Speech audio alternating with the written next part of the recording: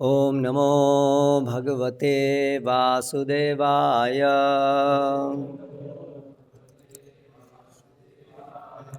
ओम नमो भगवते वासुदेवाय। ओम नमो भगवते वासुदेवाय।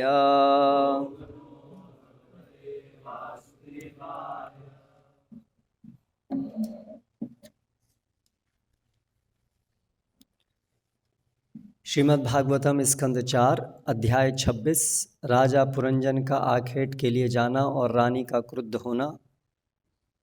श्लोक क्रमांक 9। शब्द पाठ। तत्र निर्भिन्न गात्राणां चित्रवाजैः शिलीमुखैः विप्लवः अभूत् दुःखितानां दुस्सहः करुण आत्मनां तत्र निर्भिन्न गात्राणां चित्रवाजैः शिलीमुखैः विप्लवो भूदुःखितानां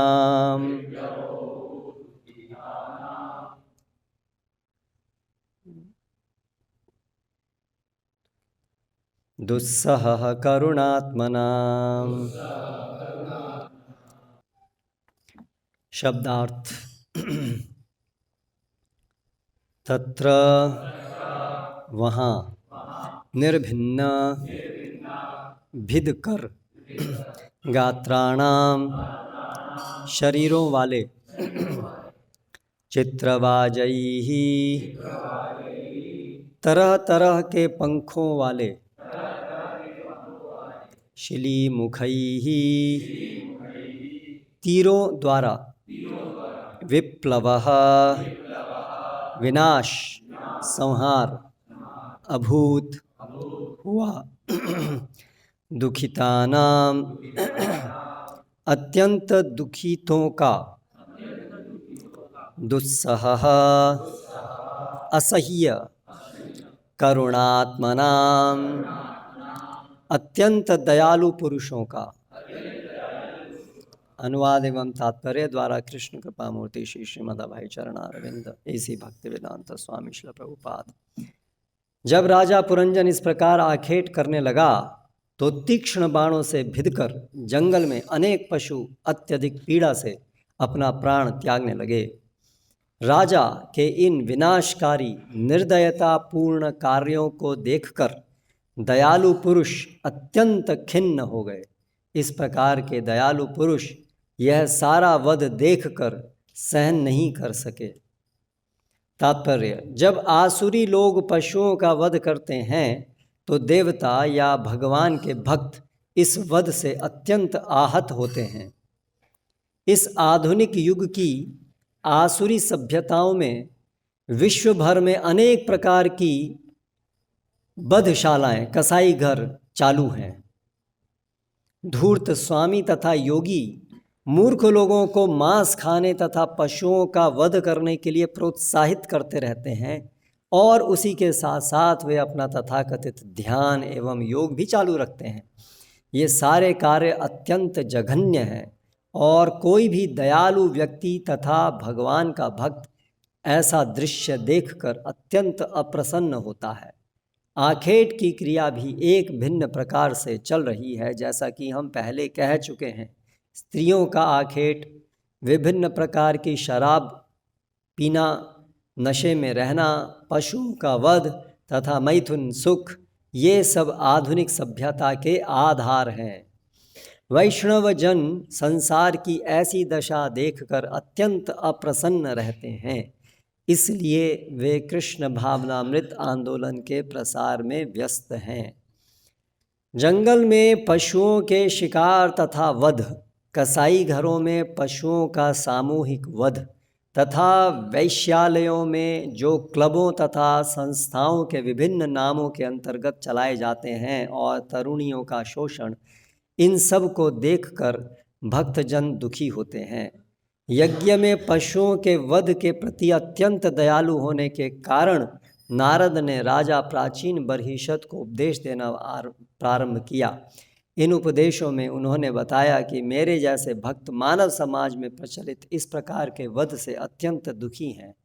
इस प्रकार के वध से न केवल संत पुरुष दुखी होते हैं, वरन भगवान भी दुखी होते हैं और बुद्ध के अवतार के रूप में प्रकट होते हैं। इसलिए जयदेव गोस्वामी गाते हैं, सदय हृदय दर्शित पशु घातम। मात्र पशुओं की हत्या रोकने के लिए भगवान बुद्ध दयावश प्रकट हुए। कुछ धूर्त यह मत व्यक्त करते हैं कि पशुओं के आत्मा नहीं होता अथवा वे जड़ हैं। इस प्रकार वे अपना औचित्य स्थापित करते हैं कि पशु की हत्या में कोई पाप नहीं होता। वस्तुतः पशु जड़ नहीं है, अपितु उनका वध करने वालों का हृदय जड़ होता है, अतः उन्हें कोई तर्क या दर्शन नहीं भाता। वे कसाई घरों को चालू रखते हैं और जंगल में पशुओं का वध करते रहते हैं।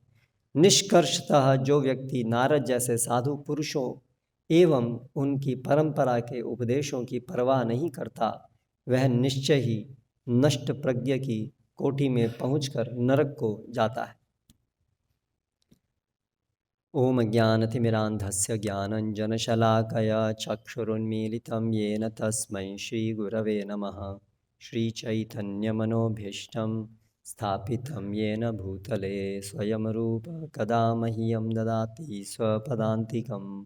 वन्देऽहं श्रीगुरौ श्रीयुतपदकमलं श्रीगुरून् वैष्णवांश्च श्रीरूपं साग्रजातं सहगणरघुनाथान्वितं तं सजीवं साद्वैतं सावधूतं परिजनसहितं कृष्णचैतन्यदेवं श्रीराधा कृष्णपादान् सहगणललिता श्रीविशाखान्वितांश्च। जय श्रीकृष्णचैतन्य प्रभु नित्यानन्द श्री अद्वैत गदाधर श्रीवासादि गौरभक्तवृन्द। हरे कृष्णा कृष्णा कृष्णा हरे हरे, हरे राम राम राम हरे हरे। श्रील प्रभुपाद के तात्पर्य से हम ये चीज़ देखते हैं, अनुभव करते हैं कि श्रील प्रभुपाद, जैसे अंग्रेजी में एक फ्रेज़ है आर्म चेयर फिलोसोफर्स, ऐसे दार्शनिक जो केवल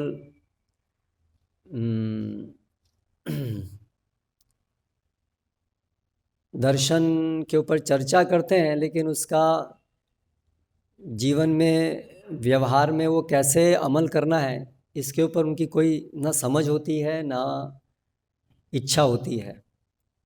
उनको आर्म चेयर फिलोसफर्स कहते हैं। श्रील प्रभुपाद ये श्रीमद् भागवतम के ऊपर जो व्याख्या लिखे हैं, और न केवल जो व्याख्या लिखे हैं बल्कि उन्होंने इस व्याख्या को लिखने के बाद पूरा आंदोलन शुरू किया है। लिखने के साथ साथ पूरा आंदोलन शुरू किया है। इसलिए श्रील प्रभुपाद केवल डेफिनेटली आर्म चेयर फिलासफर नहीं है। वो तो श्रीमद् भागवतम को लोगों के जीवन में तद्वाग विसर्गो जनदाग विप्लव यस्मिन् प्रतिश्लोक बद्धवत्यपि, पूरा विप्लव, यहाँ पर भी विप्लव शब्द आया है, विप्लव लाने के लिए प्रभुपाद देख रहे हैं इसको भागवतम में। और यही वास्तव में भागवतम का दर्शन है। कभी भी दर्शन जो है वो तो केवल बस बैठ कर के कक्ष में पढ़ाने के लिए ही मात्र यहाँ नहीं होता है, उसका जीवन में व्यवहार में आना ही चाहिए वो।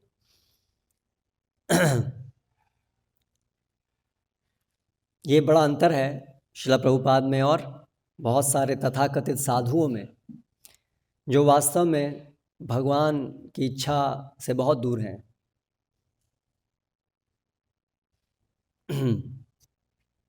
प्रायेण देव मुनयो स्वमुक्ति कामा मौनम चरंति विजने न परार्थ निष्ठा।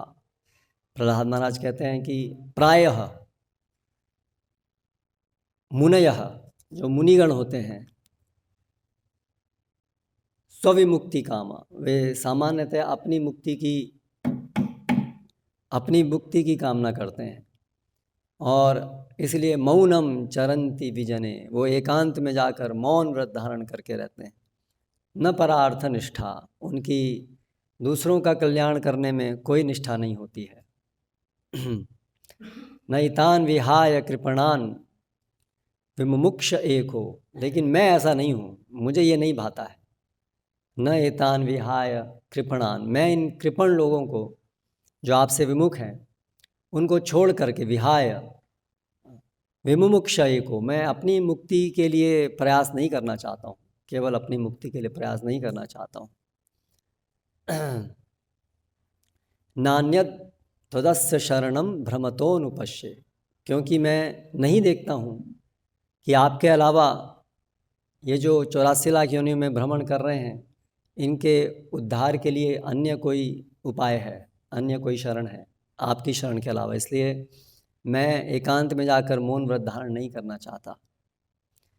नैवो दुजे पर दुरत्य या वै तरन्यास तदवीर्य गायन महामृत मग्न चित्तः।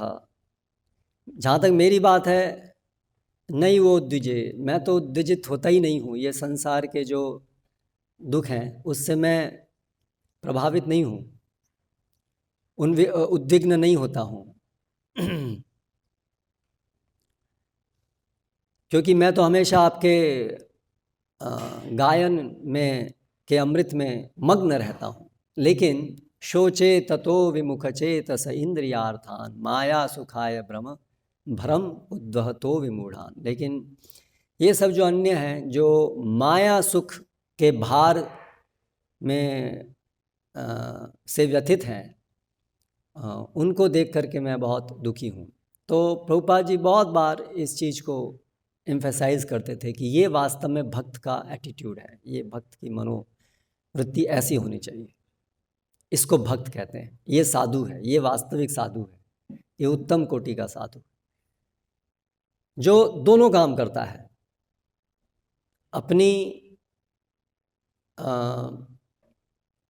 अपने उद्धार के लिए कार्य करता है और साथ साथ अन्यों के उद्धार के लिए कार्य करता है।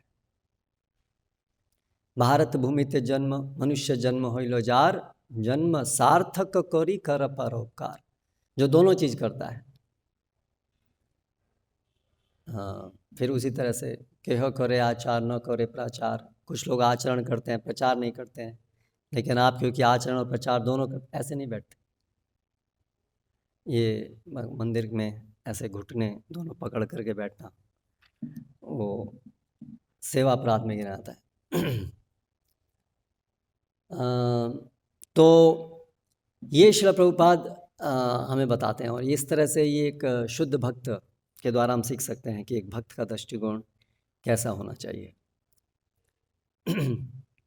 भक्त जो है वो अपनी मुक्ति, अपने उद्धार के लिए ही केवल चिंतित नहीं होता है, वो कनिष्ठ अधिकारी है, आरंभिक, मतलब भक्त प्राय है, भक्त की परछाई कह सकते हैं उसको।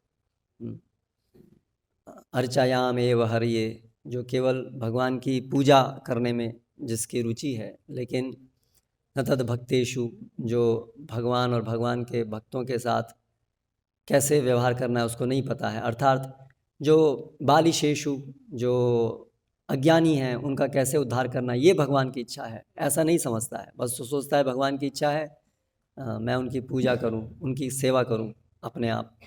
लेकिन वास्तविक सेवा वो नहीं समझता है भगवान की, क्योंकि भगवान तो व्यथित हैं।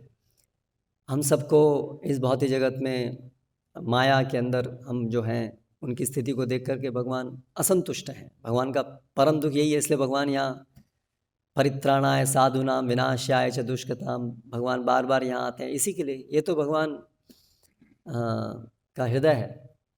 तो इसलिए वास्तव में भक्त इसको कहते हैं जो इस बात को समझता है। और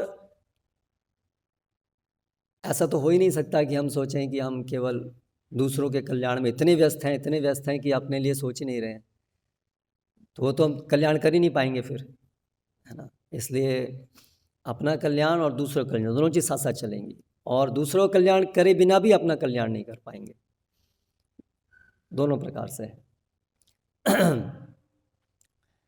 श्रील प्रभुपाद यहाँ पर हर तात्पर्य में आप ऐसे देखेंगे प्रभुपाद जी की कैसे पूरा हृदय उनका विदीर्ण होता है देख करके संसार के से। प्रभुपाद जब अमेरिका में जा रहे थे तब वो बॉस्टन वहाँ पर वो जो कविता लिखे उसमें भी वो यही बात व्यक्त करते हैं कि इनको देख करके कैसी इनकी स्थिति है, जो आपसे विमुख हैं जीव, कैसे मैं इनका उद्धार कर पाऊँगा। इसलिए अभी आप, लेकिन आपकी कुछ योजना है कि आप मुझे यहाँ लेके आए हैं, तो नाचाओ प्रभु, अब आप मुझे नचाइए जैसा आप नचाना चाहते हैं।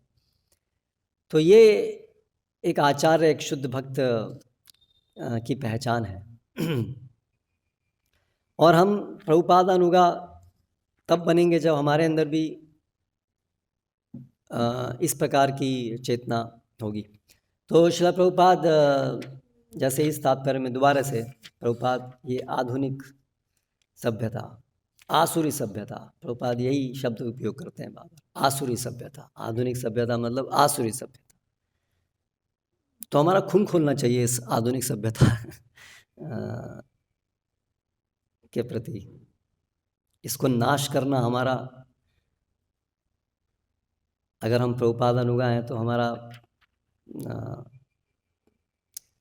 हमें देखना चाहिए कि प्रभुपाद ये चाहते हैं, ये आसुरी सभ्यता। प्रभुपाद कितने बोलते हैं कि ये आसुरी सभ्यता की नींव टूट जाएगी। ये प्रभुपाद का मिशन है, इस आधुनिक सभ्यता की नींव तोड़ देना। तो प्रभुपाद कह रहे हैं आसुरी लोग पशुओं का वध करते हैं। प्रभुपाद कितनी बार ये कसाई घर, ये जो हत्या होती है, पिछली बार भी हम इस विषय पर चर्चा की थी।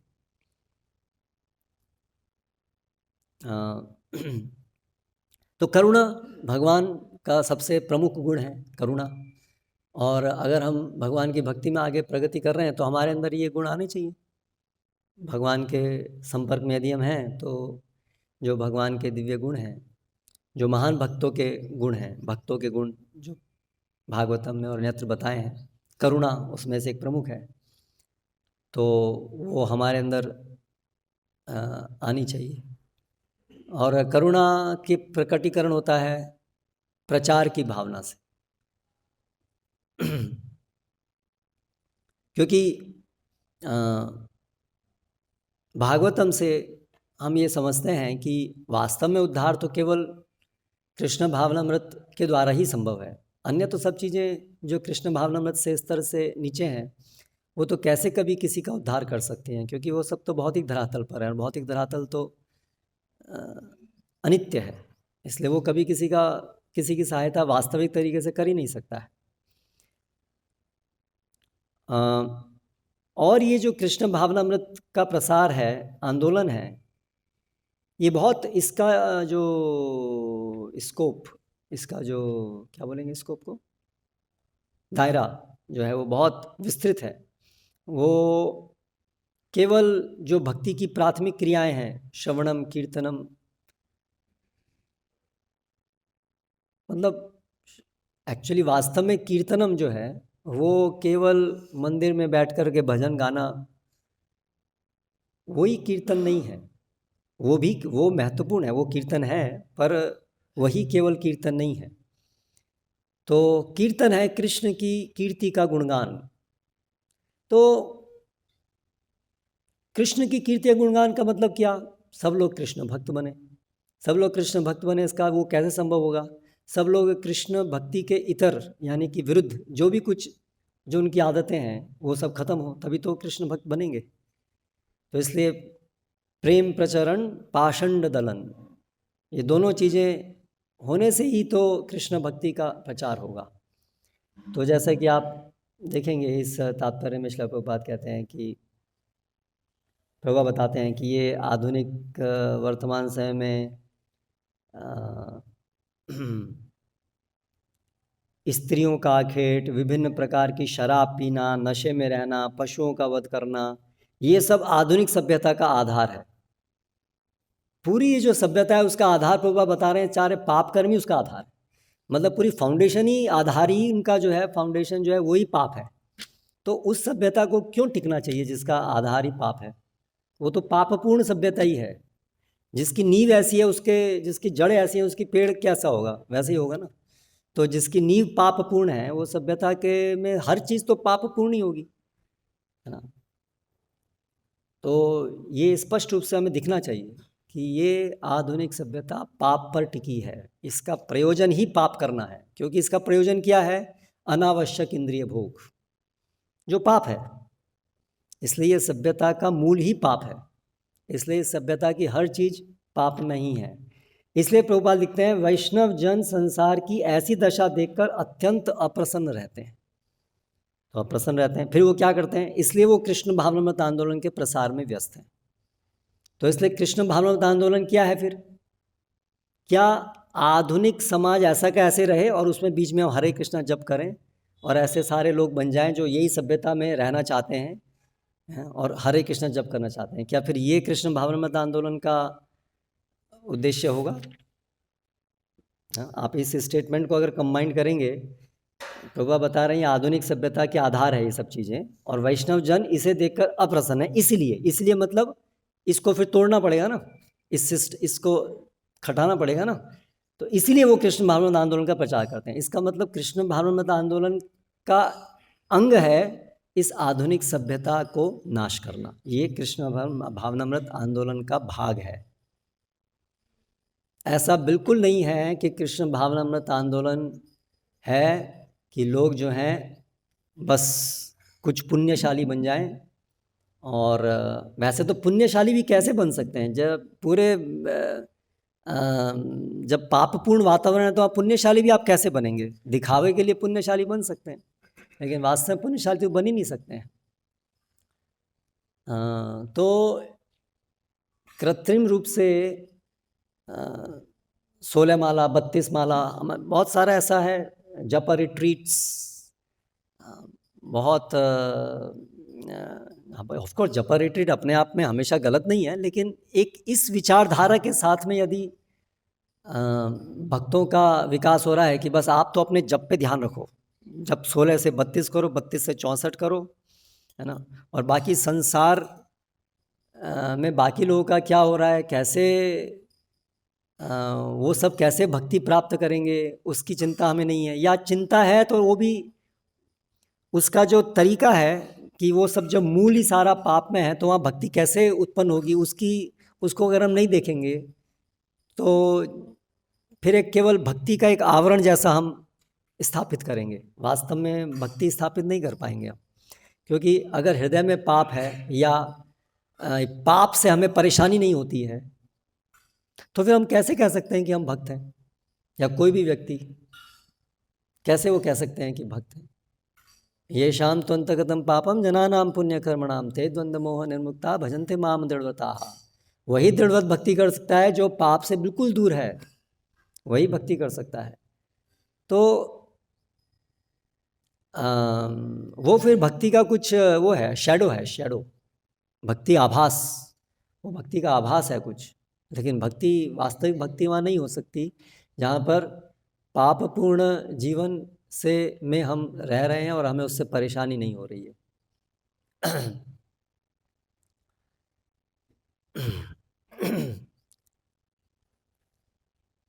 तो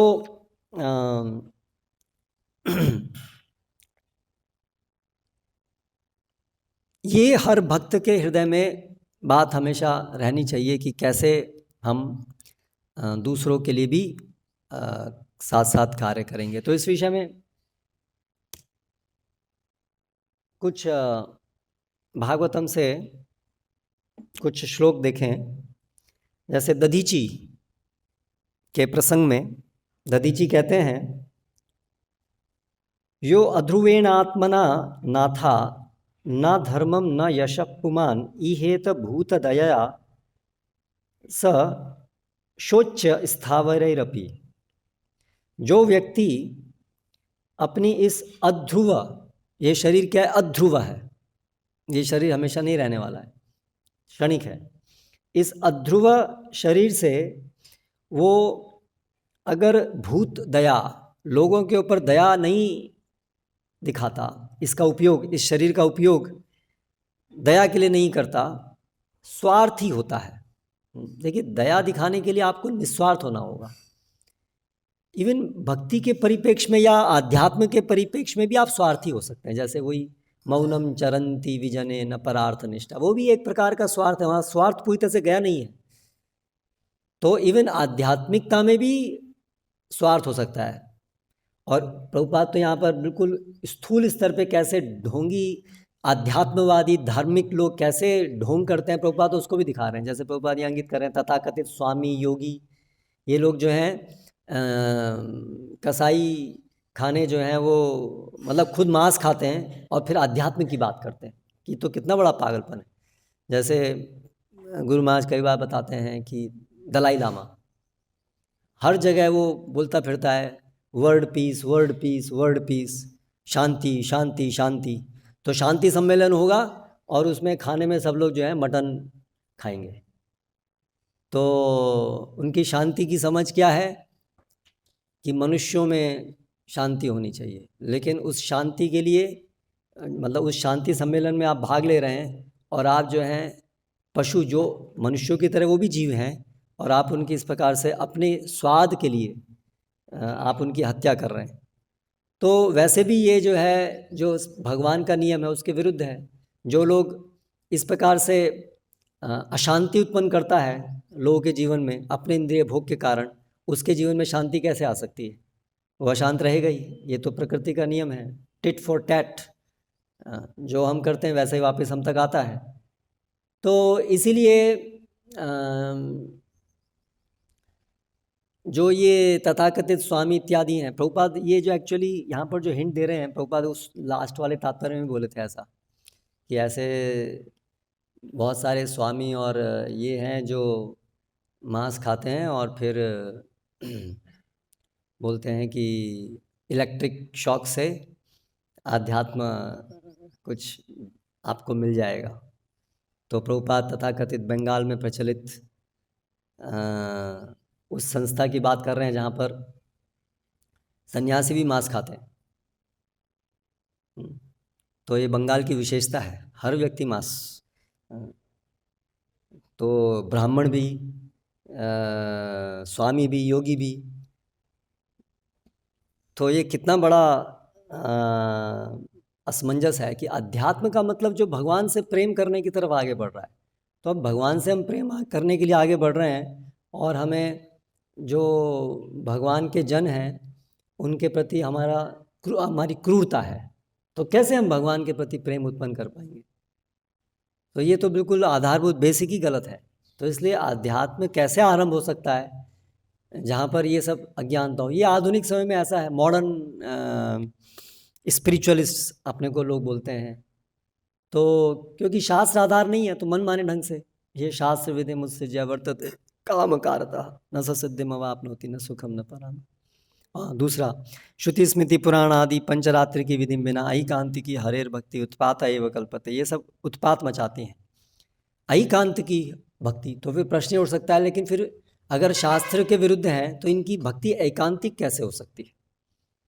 तो इसलिए रूप गोस्वामी बताते हैं कि भक्ति ऐकांतिकी वही अविचारात प्रतीयते।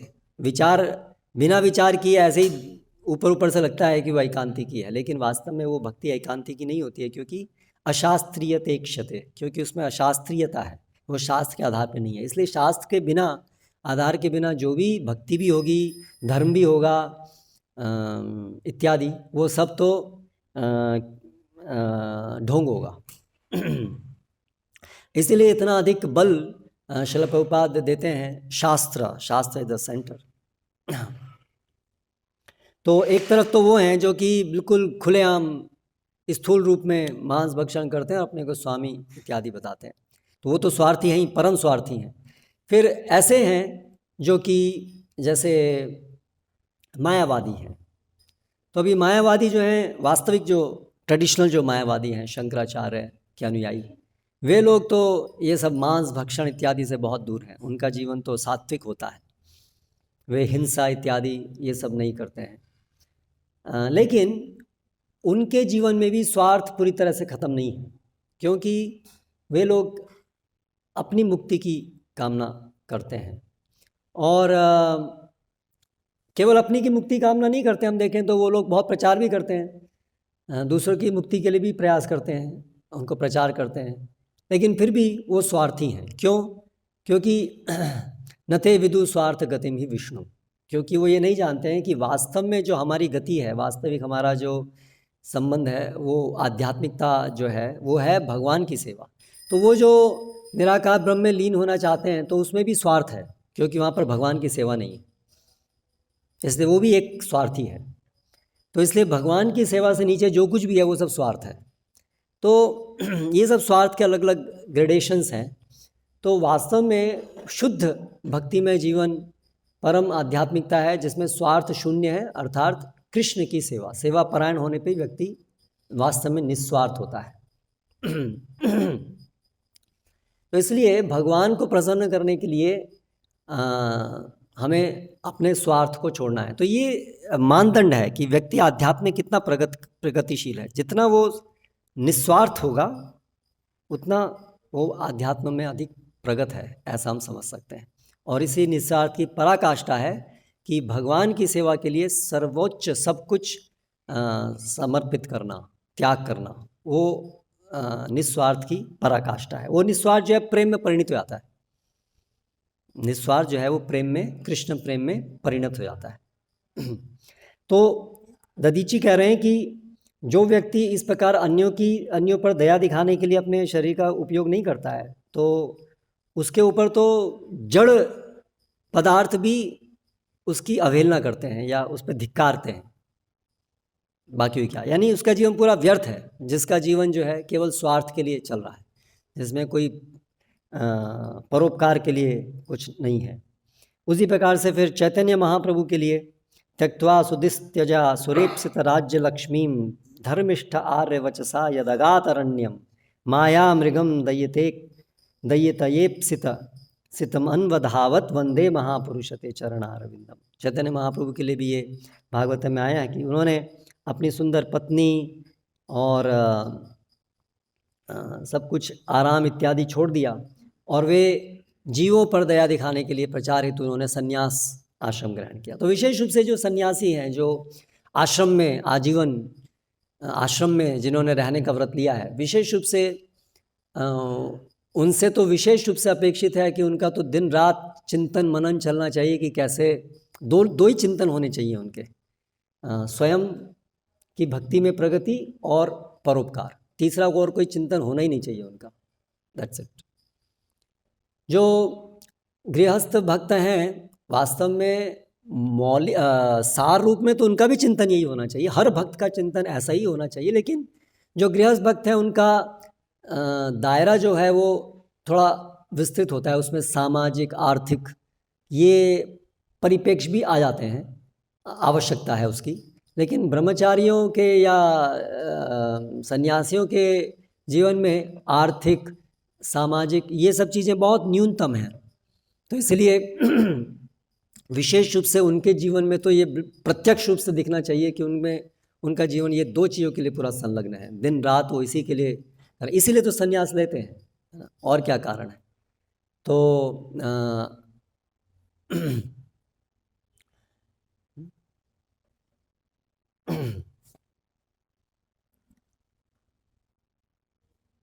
फिर षड गोस्वामी के लिए त्यक्त्वा तूर्णमशेष मंडलपति श्रेणीम सदा तुच्छवत। तो उन्होंने बहुत बड़ी बड़ी उनकी पदवी, बहुत उनके पास सुख समृद्धि के साधन थे, लेकिन त्यक्त्वा तूर्णम, उन्होंने इसको तिनके के समान समझ करके उसको छोड़ दिया।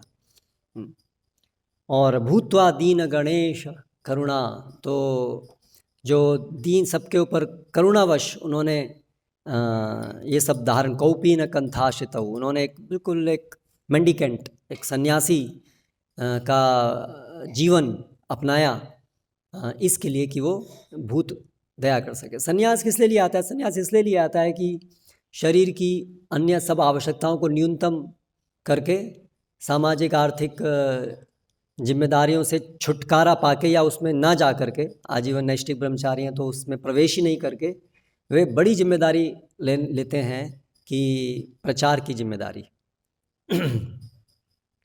इसीलिए सन्यास है। तप्यन्ते लोकतापेन साधवः प्रायशो जनाः परमाराधनम तद्धि पुरुषस्याखिलात्मनः। परम आराधनम, भगवान की जो परम आराधना है वो कैसे होती है? इस बुद्धि से होती है, इस ऐसे होती है, इस प्रकार से होती है। कैसे? तप्यंत लोकतापेन साधवः। जो साधुगण हैं वो लोगों के ताप से उद्विग्न होकर के, लोग जो परेशानी अनुभव कर रहे हैं, और वो साधु जानते हैं कि इनकी परेशानी का मूल क्या है, कि ये कृष्ण से विमुख है, ये इनकी परेशानी का कारण है। इसलिए इसको देख करके वो व्यथित होते हैं और उसके लिए प्रयास करते हैं कि इनकी व्यथा को कैसे हटाया जाए। इससे भगवान की परम आराधना होती है। तो जो हम जप कर रहे हैं उसका उसके अंदर ये निहित है, उसके अंदर ये आना चाहिए, उससे ये भावना जनित होनी चाहिए। नहीं तो हमारा जो जप इत्यादि है वो कैसा है? भक्तिदान सरस्वती महाराज क्या बोलते हैं? ये जो है ढोंग है, चीटिंग है। तुम किशेर वैष्णव, ये माना तुम कृष्ण, कैसे तुम वैष्णव हो? एकांत में जा कर के निर्जन भजन, कृत्रिम रूप से निर्जन भजन करना चाहते हो, ये तुम्हारा जो है केवल प्रतिष्ठा आशा के लिए है। तो ये सब माया के प्रलोभन है कि केवल हम अपनी प्रसिद्धि के लिए कि मैं कितना बड़ा भक्त हूँ, और बहुत कुछ ऊंची ऊंची बातें कुछ पढ़ लेना, कुछ रस शास्त्र जो होते हैं उसमें कुछ गोपियों की और कृष्ण की गुह्य लीलाओं को थोड़ा याद कर लेना, और फिर उसको प्रवचनों में बोलना, जिससे लोग, मूर्ख लोगों को लगे कि वो कितने महान भक्त हैं, ये कितने ऊंचे स्तर पे हैं, ये तो गोपियों के स्तर पे हैं। और इस प्रकार से एक तो सूक्ष्म रूप में प्रतिष्ठा की आशा हो सकती है इस प्रकार से कि हम कितने महान भक्त हैं। लेकिन अगर उनके जीवन में हम देख रहे हैं कि वो इस जो वास्तव में लोगों का उद्धार करने का तरीका है, कैसे, जिसके अंदर ये इंक्लूडेड है कि आधुनिक सभ्यता कैसे हटेगी, और लोगों के लिए जो ज़रूरी है सुनना, है ना। अभी उनको क्या, आप इतना पाप में जीवन में लिप्त हैं और उनको हम सीधा वो राधा कृष्ण की अंतरंग लीलाओं का श्रवण करा रहे हैं, जिसमें उनका अधिकार ही नहीं, ना सुनाने वाले का अधिकार है, ना सुनने वाले का अधिकार है, और हम उनको वो सुना रहे हैं। तो उसमें और क्या कारण हो सकता है ना। तो ज़्यादातर कारण यही है कि कुछ अपनी अन्य इच्छाएं हैं, अन्य अभिलाषाएं हैं। तो क्योंकि उनको बुद्धि में ही नहीं आ रहा है कि वास्तव में प्रचार कैसे होगा, तो बहुत सारे, ज़्यादातर जो अभी क्या होता है कि श्रवण जो है वो श्रवण और श्रावण, मतलब सुनना और सुनाना, वो जो है ऐसे स्तर पे होता है जो कि अधिकार से ऊपर की बात है। क्यों होता है? क्योंकि जो हमारे अधिकार में है वो बहुत कड़वा है, और उसको जो छोड़ना है, वो मतलब वो जो आसक्ति हमारी, उसको छोड़ना बहुत कड़वा है, और उसमें बहुत टाइम लगने पर भी हम उसमें अटैच्ड हैं। तो इसलिए फिर हमको और प्रवक्ताओं को लगता है कि ठीक है, कुछ बाईपास करना पड़ेगा अभी, क्योंकि यहाँ तो ये, और क्या हर बार इनको ये बताएंगे शरीर नहीं आत्मा है, शरीर नहीं आत्मा है ना। सुनने वाले लगता है कि आप क्या बार यही बोलते रहते हैं, शरीर नहीं आत्मा है। लेकिन भाई अभी तक आप ये समझे ही नहीं, तो और क्या बोलें आगे। समझ गए हम इस बात को, क्या शरीर नहीं आत्मा है? हाँ। कई बार लोग ऐसा बोलते हैं, एक ही बात बोलते रहते हैं, शरीर नहीं आत्मा है, पर दूसरी बात बोलें क्या? हाँ। तो ये क्या शरीर नहीं आत्मा है, तो ऐसा अगर हम समझ रहे हैं तो हमारे व्यवहार में दिखना चाहिए ना। उसको ही ज्ञान कहते हैं, उसका साक्षात्कार हुआ, मतलब वो दिखना चाहिए हमारे जीवन में, शरीर नहीं आत्मा है। क्या आपने अभी आप क्या कर रहे हैं आपके जीवन में? हाँ, भक्ति का पहली चीज़ है कि हम जो है अभी कृष्णार्थ अखिल चेष्टा, है ना, कृष्ण के लिए अपने सारे कार्य करते हैं हम। अनावश्यक, ये बहुत आधारभूत चीज़ है ना, अनावश्यक इंद्रिय भोग में लिप्त नहीं होते हैं। तो ये चीज़ बहुत बेसिक है। पहले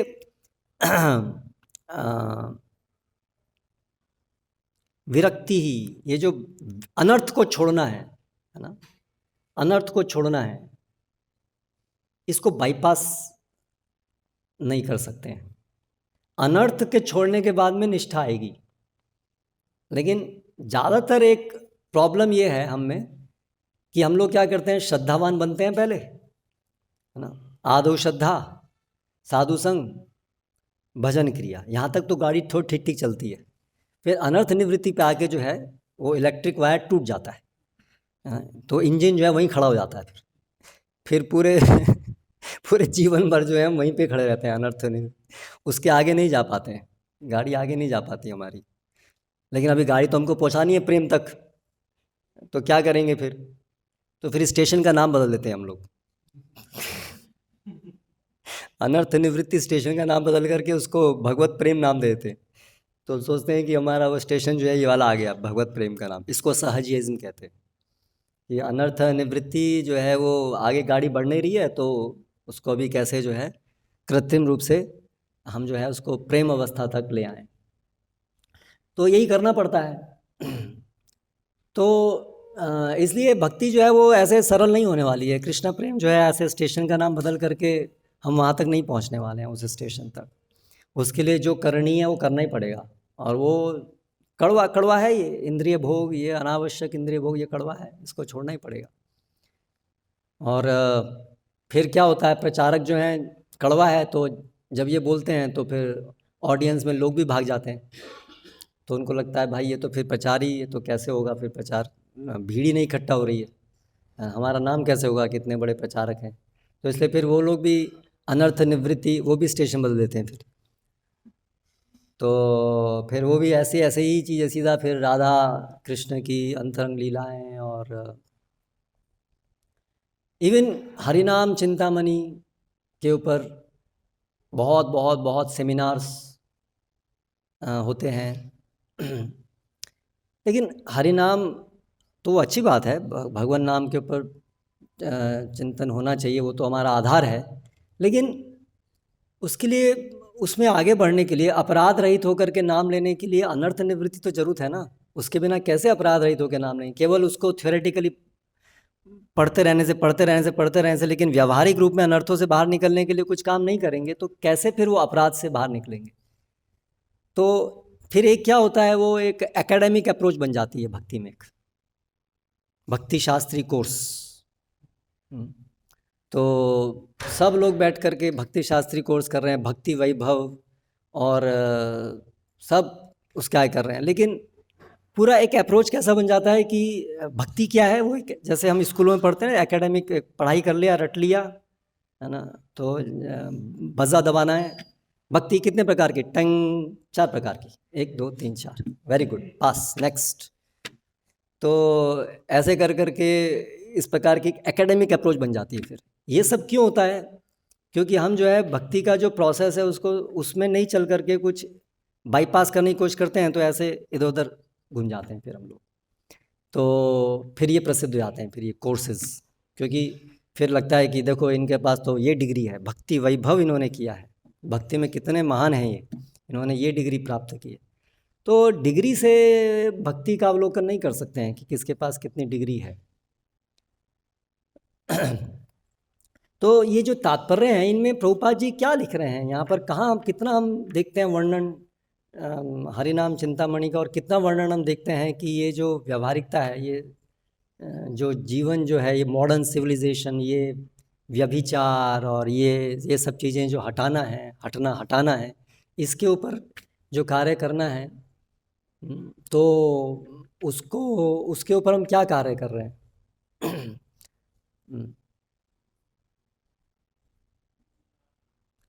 जो शिला प्रभुपाद का जो निर्देश है, व्यवहारिक निर्देश, उसके ऊपर हम क्या कार्य कर रहे हैं, हम सब लोग मिल करके, पूरी सोसाइटी।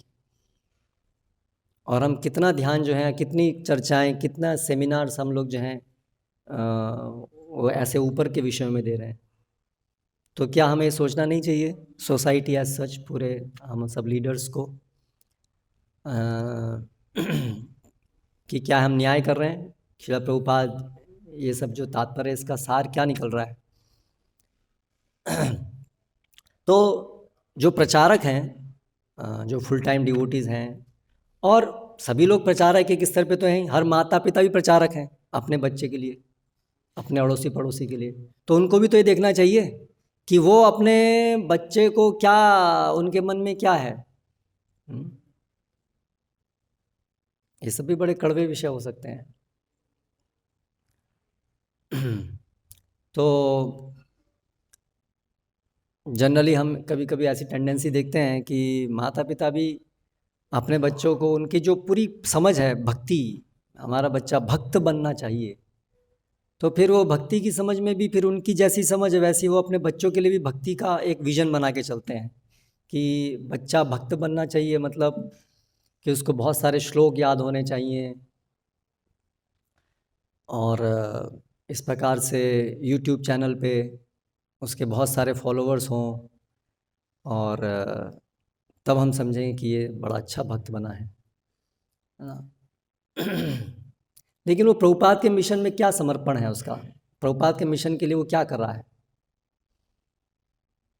ये एक वास्तव में माता पिता को अगर भक्त बनाया तो उससे मिशन के लिए वो अपना जीवन समर्पित करे, मिशन के लिए कार्य करे। और मिशन के कार्य करने के लिए मतलब ये सारी चीज़ें आ जाती हैं उसमें, ये सब बेसिक्स। वो ये जो पूरा जो प्रभुपाद बार बार बार जो बोल रहे हैं कि आधुनिक सभ्यता को हटाना है, इसको हटाने के लिए वो क्या कर रहा है, या वो इसी आधुनिक सभ्यता का एक भाग बन रहा है और हम उसमें प्रसन्न हैं कि वो आधुनिक सभ्यता का एक भाग बन रहा है, वही स्कूल कॉलेज पढ़ कर के वही और डिग्रियां प्राप्त करके, हाँ भक्ति करो और साथ में ये सब करो और उसमें हम संतुष्ट हैं। तो क्या हम वास्तव में इन तात्पर्यों को समझ रहे हैं जो प्रभुपाद जो कह रहे हैं कि एक भक्त का हृदय क्या होना चाहिए, कि भक्त को दिखना चाहिए कि कैसे ये चीज़ें तोड़नी है, तो हम इनको तोड़ने में सहायता कर रहे हैं, जोड़ने में सहायता कर रहे हैं, ये हमें सोचना चाहिए। हम इस आधुनिक सभ्यता को तोड़ने में सहायक बन रहे हैं कि इस आधुनिक सभ्यता को बढ़ाने में सहायक बन रहे हैं, ये विषय तो ये तो चिंतन करना चाहिए ना। तो अगर हम भक्ति में प्रगति करना चाहते हैं तो हमें पूरा प्रयास करना चाहिए कि आधुनिक सभ्यता को हम जोड़ने में भाग नहीं लें। अगर कम से कम तोड़ नहीं सकते हैं तो कम से कम जोड़ें तो नहीं, कम से कम हृदय में तो स्पष्ट समझें कि ये गलत है, ये सभ्यता बेकार है। ठीक है, हर व्यक्ति जो है, हर भक्त जो है इस प्रकार से महान आचार्यों की तरह से संन्यास ले करके या आजीवन ब्रह्मचारी रह करके और अनेक अनेक लोगों के जीवन में क्रांति लेके आ जाए, ऐसा ठीक है, सबकी अपनी अलग अलग क्षमता है, लेकिन कम से कम हमें सैद्धांतिक रूप से इसमें कोई संशय नहीं होना चाहिए कि ये मॉडर्न सिविलाइजेशन ये जो है नरक का रास्ता है, ये किसी के लिए शुभ नहीं है। इस सिविलाइजेशन की एक एक चीज़ ये पूरी पाप पे आधारित है और हमें किसी एक पक्ष के प्रति भी सहानुभूति नहीं होनी चाहिए। कई बार हमें, हाँ बहुत ख़राब भी है लेकिन कुछ अच्छी चीज़ें भी तो हैं प्रभु जी इसमें, है ना। देखिए आज पढ़ाई की वजह से कितना आज जीवन जो है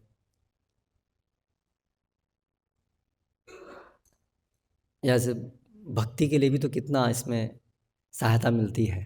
फॉर एग्ज़ाम्पल, है ना, ऐसा एक वो रह सकता है ना कि भक्ति के लिए कितनी सहायता मिल रही है। आज इतने यूट्यूब चैनल की वजह से, इंटरनेट की वजह से कितने लोगों को आज जो है भक्ति का प्रचार हो रहा है। तो ये भी हमें समझना चाहिए कि इसको क्या समझेंगे, तो फिर क्या हम ये समझेंगे कि तो फिर ये मॉडर्न टेक्नोलॉजी और ये सब, तो इसमें कुछ अच्छाइयाँ भी हैं कुछ बुराइयाँ भी हैं, जैसे है ना, उसकी अच्छाइयाँ ले लो, बुराइयाँ छोड़ दो, है ना। तो वो भी एक सही बात है कि जैसे हम सुनते हैं कि जो ये होती है कुल्हाड़ी का जो हत्था होता है लकड़ी का होता है और वो लकड़ी काटने के लिए उपयोग करता है, तो वो उस दृष्टि से सही है कि हम ये आधुनिक चीज़ों का उपयोग करते हैं, पर किस लिए, काटने के लिए। लेकिन हमारे हृदय में उसके प्रति सहानुभूति नहीं है कि ये इंटरनेट और ये टेक्नोलॉजी वास्तव में तो इसके कुछ अच्छाइयाँ भी हैं, नहीं, वो तो अच्छाइयाँ ये होना ही नहीं चाहिए था, लेकिन अभी हो गया है तो इसको काटने के लिए, इंटरनेट को इंटरनेट से ही काटने के लिए क्या करना है उसके लिए हम प्रयास कर रहे हैं। लेकिन हमें ये हृदय में पूरा क्लियर होना चाहिए कि इसमें कुछ अच्छाई नहीं है। मतलब वो अच्छाई ऐसे ही है जैसे सिर पे हथौड़ा मार करके आप एस्पिरिन किसी को दें, वो ऐसी अच्छाई है। पहले हमने लोगों का जीवन ऐसा बनाया जिसमें कि लोगों को टाइम ही नहीं है और इतनी सारी पूरा भ्रष्ट उनका चेतना है, और फिर हमें समय नहीं है, इसलिए लोगों को चलते चलते कहीं ना कहीं इंटरनेट से कहीं ना कहीं भागते भागते भागते कुछ ना कुछ सुन लें, कुछ ना कुछ देख लें, ऐसा जीवन पहले हमने बनाया उनके लिए ऐसा जीवन ही ख़त्म कर दिया कि हर रोज़ शांति से बैठ के सत्संग में आ सकें लोग, ऐसा जीवन ही हमने ख़त्म कर दिया पहले।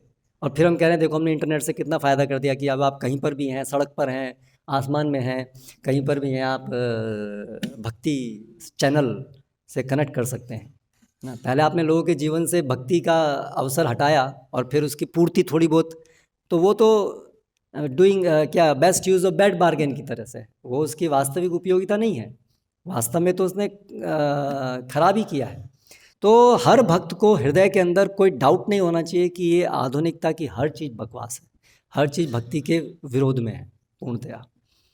अब वो दूसरी बात है कि हम क्योंकि अभी ऐसे वातावरण में हैं, हम ऐसे लोगों के बीच में हमको प्रचार करना है, उन लोगों को पकड़ना है, तो उसमें हम उसका उपयोग करना पड़ता है उनको पकड़ने के लिए। जैसे वही हम उदाहरण कई बार इसके ऊपर चर्चा किए हैं कि कोई पुलिस की गाड़ी है तो उसको चोर को पकड़ने के लिए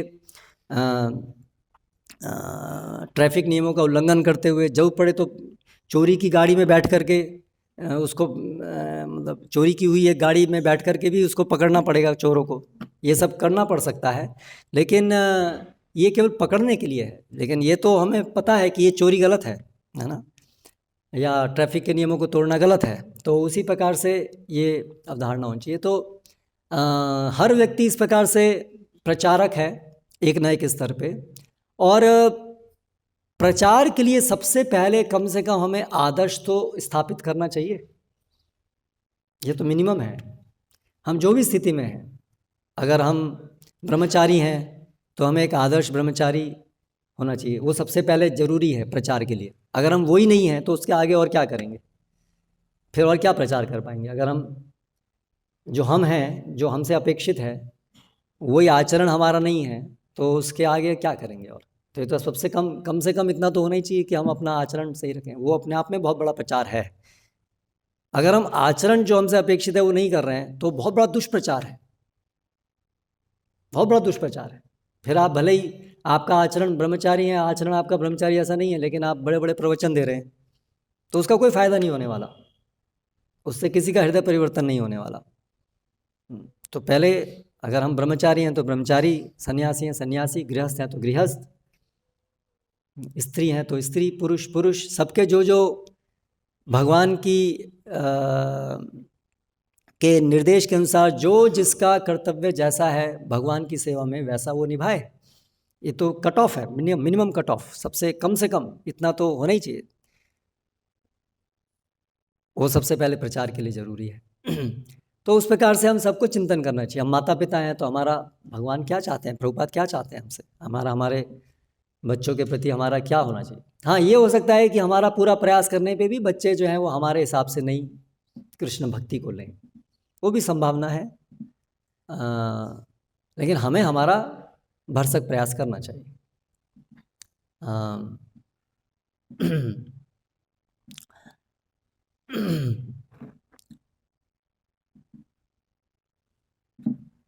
तो इस तरह से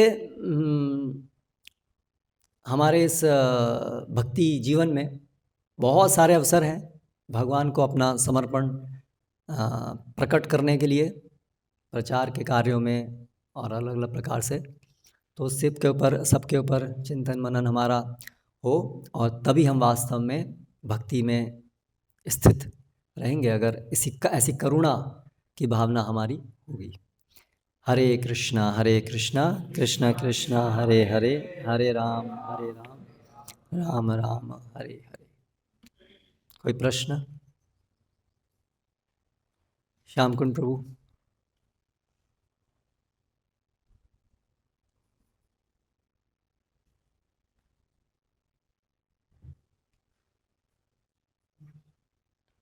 एक मिनट, मैं जो बोल रहा कि स्कूल डिग्री, तो वो लेकिन ऐसा भी नहीं है कि अगर स्कूल डिग्री हम नहीं दिलवा रहे हैं लेकिन साथ में उसका किसी प्रकार की उसकी वृत्ति कैसी होगी, क्या सीखेगा आगे, उसका गुरुकुल या वर्ण कॉलेज वहाँ पर भी नहीं भेज रहे हैं। एक भक्त से मैंने सुना कि अभी ऐसा हो रहा है कि स्कूल नहीं भेज रहे हैं, लेकिन फिर उसका जो अल्टरनेटिव जो प्रभुपाद ने दिया है कि गुरुकुल शिक्षा और वर्ण कॉलेज, वहाँ पर भी नहीं भेज रहे हैं, तो that is also not correct. क्योंकि सिस्टमेटिक एजुकेशन तो चाहिए किसी न किसी, मतलब उसका विकल्प तो देना ही होगा।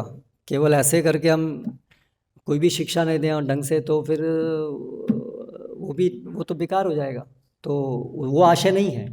आशय यही है कि हमें जो विकल्प है, वैदिक विकल्प, उसको तैयार करना होगा। यस प्रभु।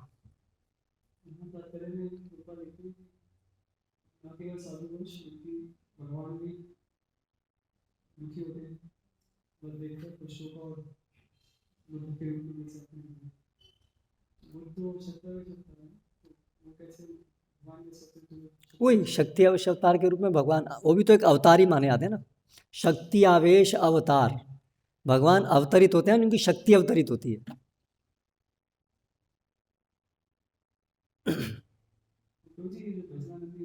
एक मिनट, पहले दूसरे भक्तों से प्रश्न, आपका प्रश्न है?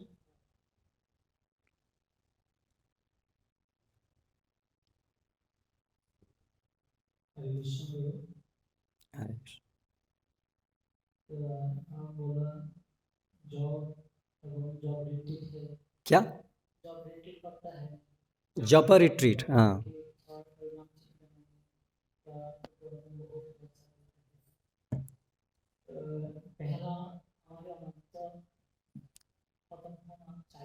क्या अनर्थ, मतलब अनर्थ निवृत्ति के ऊपर ढंग से काम होना चाहिए। उसको अगर हम, इसकी जरूरत नहीं, इसको छोड़ो, हम उसके ऊपर ज़्यादा बल देंगे, नाम, चिंतामणि इत्यादि के ऊपर, वो गलत है। अनर्थ निवृत्ति के ऊपर साथ साथ प्रबलता से कार्य होना चाहिए, उसको बाईपास नहीं करना चाहिए।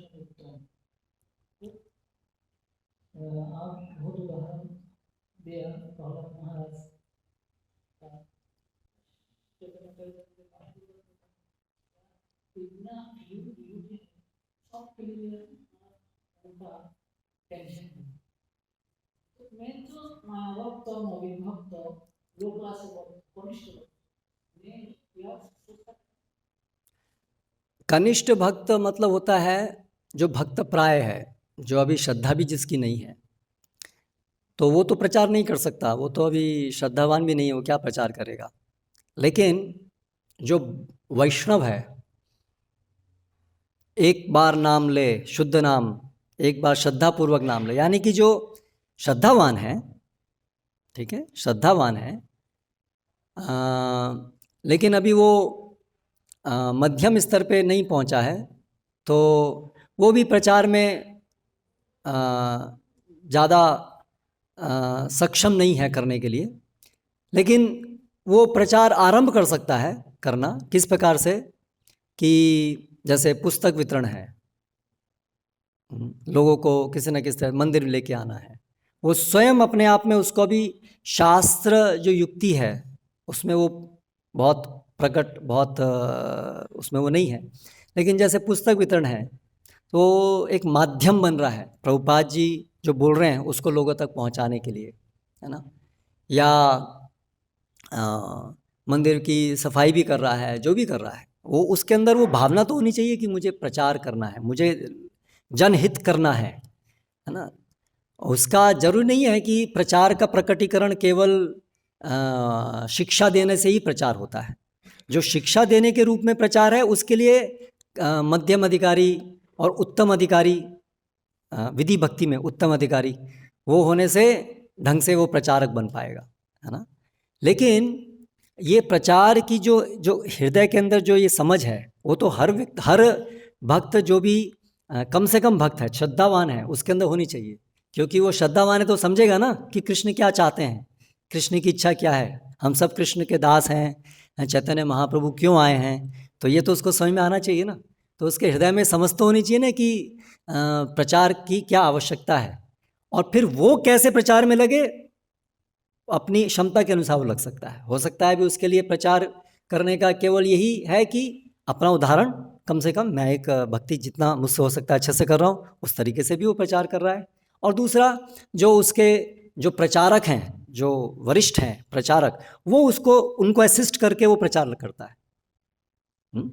ठीक है, बुक का बैग लेके जा सकता है ना, किस तरीके से असिस्ट कर सकता है उनको, तो वो भी तो प्रचार, क्योंकि भावना तो उसके अंदर प्रचार की है ना, तो फिर वो जो असिस्ट करेगा तो वो भी प्रचार में भाग ले रहा है। जब हम कह रहे हैं प्रचार करना चाहिए, उसका ऐसा जरूरी नहीं है कि हर व्यक्ति को प्रवक्ता होना चाहिए। हर व्यक्ति के अंदर प्रचार की समझ होनी चाहिए, फिर वो उसकी क्षमता और उसके जो अथॉरिटीज़ हैं उनके मार्गदर्शन पर वो अलग अलग प्रकार की सेवाओं में नियुक्त हो सकता है। ठीक है।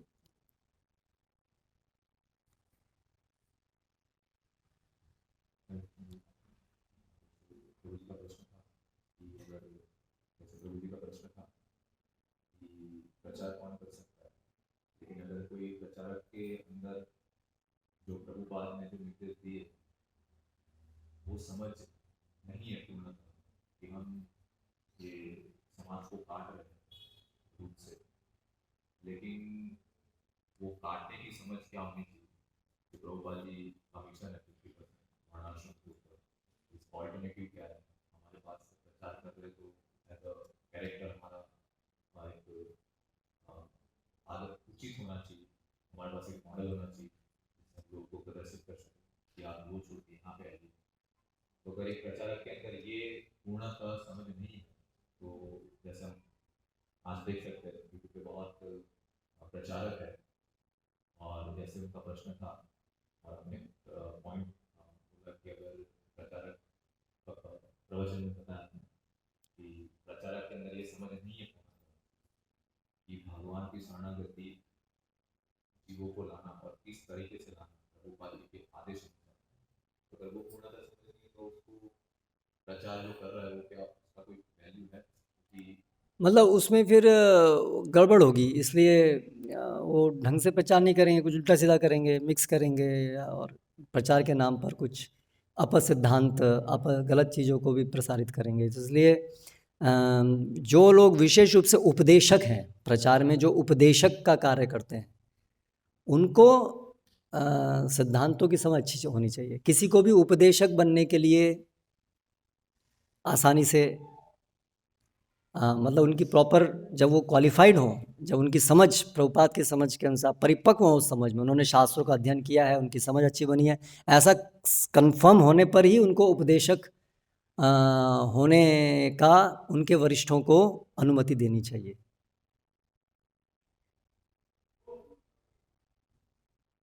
अगर ऐसा नहीं है तो उनको उपदेशक नहीं होना चाहिए। जो लोग अभी ढंग से सिद्धांतों को नहीं समझे हैं तो उनको उपदेशक नहीं होना चाहिए। इसलिए यूट्यूब चैनल खोलना और ये सब, there should be proper analysis. सब कोई प्रचारक नहीं है एक तरीके से कोई क्लियर कट। अभी वो जनरलाइजेशन इस प्रकार से करना तो बहुत मुश्किल है। हम सिद्धांत को समझें कि जो ऐसा है वो नहीं होना चाहिए बस। अभी वो कितने हैं, कौन है, वो तो कैसे उसके ऊपर हम टिप्पणी करेंगे। पहले किसी और का। यस, एक आध प्रश्न और। आपने बताया कि हमें चैंटिंग तो करना है लेकिन कोई कार्य करना है किस पे? अनर्थ निवृत्ति। अनर्थ निवृत्ति। तो इसके कार्य करने के लिए क्या करना होगा? अनर्थ, जो अनर्थ है उसको छोड़ना होगा। जो अनर्थों के बहुत सारे प्रकार हैं, बहुत सारे रूप हैं। तो बेसिकली एक तो सादा जीवन होना चाहिए अपने लिए, स्वयं अपने लिए। हमेशा जो हमारी प्रचार के लिए हम कुछ सुविधाएं यूज़ करते हैं, दैट इज़ डिफरेंट, लेकिन हमारा व्यक्तिगत जीवन में सादगी होनी चाहिए। तो उसमें सब चीज़ें, हमारा पहनावा, हमारे कपड़े, सब चीज़ें। और फिर अनर्थ, सूक्ष्म अनर्थ हैं, है ना, प्रतिष्ठा इत्यादि, काम, क्रोध, लोभ, मोह, मत्सर है, सब चीज़ों को, तो इन सब चीज़ों को हटाना चाहिए। वो सब कैसे? तो जीवन सादा हो और भक्ति में हम प्रवृत्त हों, प्रचार में प्रवृत्त हों, इन सब से वो अनर्थ है। लेकिन कॉन्शियस होना चाहिए कि ये अनर्थ हटाने हैं। अगर हम कॉन्शियस नहीं होंगे, सचेत नहीं होंगे, तो फिर वो अनर्थ ढंग से नहीं हटेंगे। कोई भी काम में जब हम सचेत होकर करते हैं तब वो काम ढंग से होता है।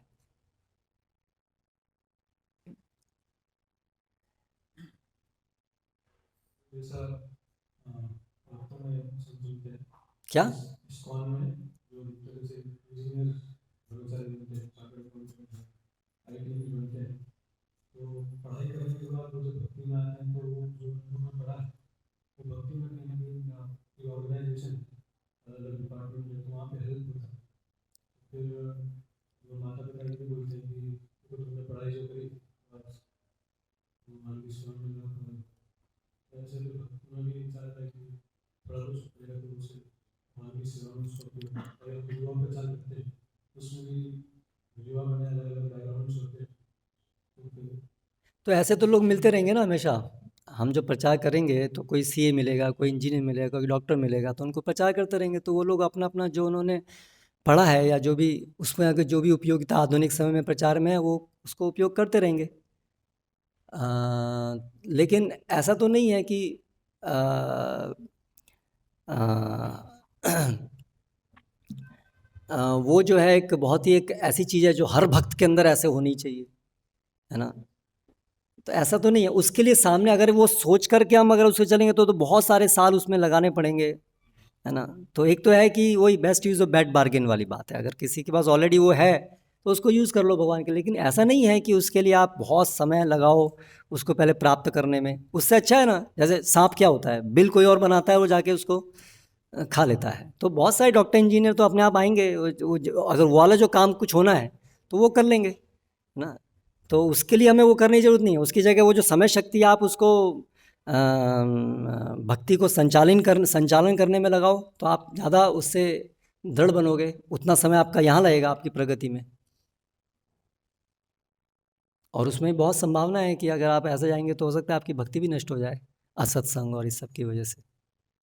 प्रोफेशनलिज्म अभी बढ़ रहा है भी ऑर्गेनाइजेशन रहता है तो उसमें फिर क्योंकि सभी भक्त उस तरीके से एक्सपर्टीज नहीं होता होगा तो फिर वहाँ पे हमें आउटसोर्स करना चाहिए या हम उसको प्रमोट नहीं कर रहे तो भक्त के प्रोफेशनल बने। हाँ, वो आउटसोर्स भी कर सकते हैं। मतलब देखिए, हम शहरों में प्रचार करेंगे तो शहर में प्रचार करेंगे, मतलब ऐसे लोग तो प्रोफेशनल लोग भी संपर्क में आएंगे, भक्त बनेंगे ही ना। तो वो काम वो कर सकते हैं, वो सब चीज़ें। उसके लिए थोड़ा ना कि जो बच्चे जो गृहस्थों के भक्त जन्मे हुए हैं वो उनको उसी रास्ते पे लगाएं, उसकी ज़रूरत नहीं है ना। वहाँ तो ऑलरेडी हजारों हैं, वो लोग आएंगे। उसके लिए जो थोड़े बहुत ही हमारे भक्तों के बच्चे हैं उनको क्यों उसमें लगाना है, वो तो बहुत विरले हैं। उनको उसमें क्यों लगाना है, वो तो वैसे ही हजारों की संख्या में उपलब्ध हैं उनको तो लाने के लिए। ये तो इनसे तो बहुत, उनसे ज़्यादा बहुत अदर डायरेक्शन में इनसे बहुत एक्सपेक्ट किया जा सकता है। ये लोग एक अच्छा आचरण, अच्छा गुरुकुल, अच्छे उसमें जा कर के पूरा शुद्ध आचरण, शुद्ध सब चीज़ें डेवलप कर सकते हैं, है ना। आराम से ही भक्ति के बहुत मतलब वो गड़बड़ डायरेक्शन में बिना जाए सही से ही पूरा कर सकते हैं। तो वैसा उदाहरण भी तो प्रस्तुत करना है, तो सही चीज़ भी तो दिखानी है, सही ये है। तो वो कौन करेगा? ये तो वो उसके लिए बेस्ट है। और जो ऑलरेडी प्रोफेशनलिज्म में है, कॉलेज में है, वो तो वैसे ही आधे बिगड़ गया उनका जीवन। तो उनको यूज़ करो इसमें, इनको क्यों पहले बिगाड़ना है। हरे कृष्णा। शिला प्रभुपाद की जय। बाद में पूछ लेंगे।